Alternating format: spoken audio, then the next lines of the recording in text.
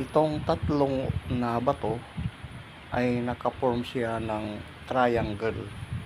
Possible na treasure marker ito ng Japanese noong World War II. Kung makikita ninyo ito ay para siyang directional arrow papunta doon sa unahan na malaki ito na stone nga simento. Bago tayo magpapatuloy, shout out po sa lahat ng mga subscribers, viewers. Sana nasa mabuti po kayo kalagayan. Dito sa isang lugar kung saan ay mayroon dito creek or sapa na ang tawag dito ay dead creek, o sa pag-uulan lamang nalalagyan ng tubig itong sapa nga possible na ito ay man-made ito dahil nga ay yung gawala siya nga sapa. Kung makikita natin itong bato, mayroon dito siya parang triangle din. Ito yung counter doon sa bato. Ay nakapagtataka na ang mga hugis dito ng bato or forma ay kakaiba, na puro siya mga nakahugis ng mga square, triangle, mga hugis karakter na mga nilalang. Kung makikita natin to sa gilid, mayroon po dito na kahoy na bumardown na mayroon siyang butas na nagbardown siya ito. Malambot siguro ang porsyon na ito. Baka ito yung daanan ng short cave or tunnel dito sa isang lugar na nabuwal ito. Kung makikita natin may red na bato, ayan ay indication po ng kanilang isang markers na po yun. Kung atin i-analyze ay dito sa lugar na ito may kanya-kanyang hugis. Ito sa unahan, hindi masyado mataas na lupa, ay may mga bato rin nga nakakalat nga parang sinadya ng o nilagay ng mga tao. Kung makikita natin ito sa unahan, ito sobra ng lumot, mayroon siyang mga dot sa likod, ay hugis naman ito crocodile nga nahati.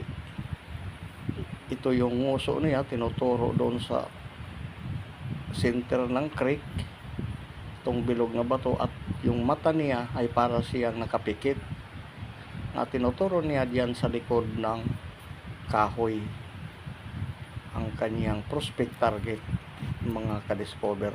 Pagputol nga crocodile. Ito meron dito box na bato nga malapit dito sa kahoy.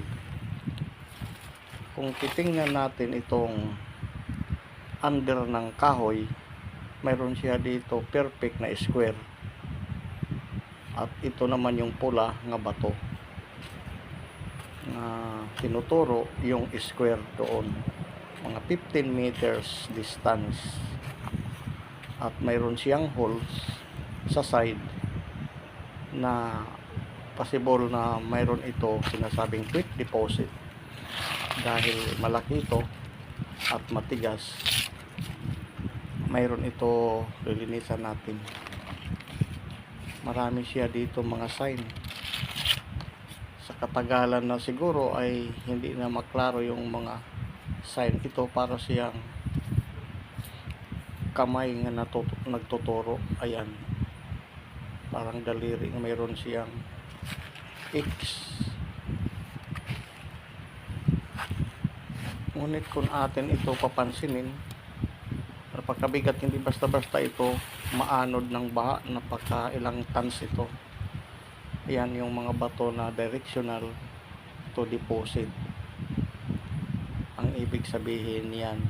Posible diyan sa dito sa kanya unahan, ito ang tinuturo nga mayroon siyang heart nga pabaliktad, nga hugis siya triangle na bato nga itinuturo yung kahoy doon, at yun yung crocodile, at dito naman yung heart nga bato na form triangle. Dito sa box ay para siyang napakatigas ito siguro. Mayroon naman dito nakanganga nilalang, para naman siyang crocodile. Ang ibig sabihin nito ay cave or entrance na butas dito sa lugar, na ito yung tinuturo doon na nakanganga yung punong kahoy diyan, na posible diyan ang lagusan nga nakatakip. Ngunit ito naman na heart na bato, dito itong square ay mayroon dalawang markers or butas. Ang ibig sabihin dito, it the back yung isa.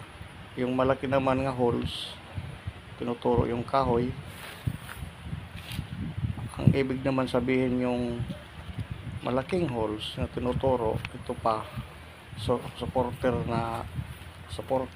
na arrow papunta dito sa heart nga baliktad. Ayan, nga para siyang triangle ang taas, itinuturo naman po yung malaking kahoy doon. Ang tawag doon ay coordinate markers, nga nakakalito ito dahil pasa-pasa po yung kanyang araw, pero yon ang prospect na kahoy doon ang tinuturo sa nakanganga crocodile, dahil yung crocodile doon sa under sa kahoy ay nandoong putol.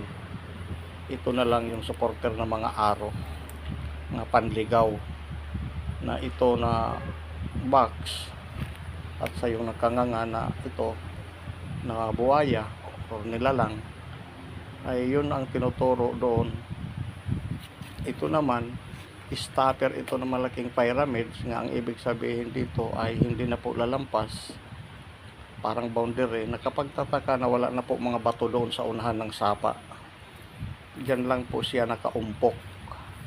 Itong sapa ay short creek ito, or hindi siya mahaba, nga pinili lang niya dito yung mga bato nga possible man-made. Sa susunod naman muli na atin makikita at matutunghayan sa mahabang paglalakbay, huwag po makalimot mag-subscribe sa atin munting channel, Green Discovery, para po sa susunod pa na mga update na atin makikita na mga videos.